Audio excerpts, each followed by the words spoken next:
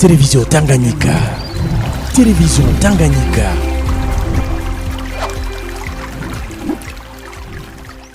Dushimiye Imana. We thank God, Umuremyi w'ijuru n'isi. the creator of heaven and earth, Yo yemeye kuduha ibihe byiza.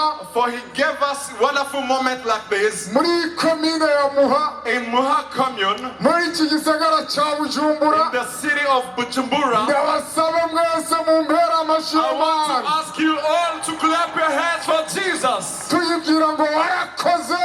thanking him. Warakoze. Say to Jesus, thank you. Kubw'ibihe by'ikanguro. Thank you for the moments of freedom Utuzaniye muri komine yacu. you brought in our commune, Mu gisagara cyacu. in our city. Utumira ababanyi bawe. Invite your neighbors, Utumira abo musengana. invite your fellows, Utumira abo mukorana. invite your Ubabwire workmates. ngo kose abatutsi.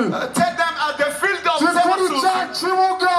On that same field, Hari ibidasanzwe. there are wonderful moments. Tunuze nawe urabe. Come and see Ingano Yesu agira neza. what the Lord has done. Aracyabohora. He's big release, Aracyakiza.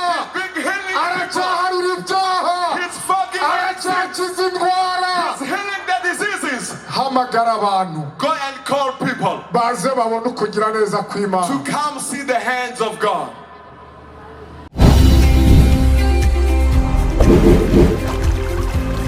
Télévision Tanganyika. Télévision Tanganyika.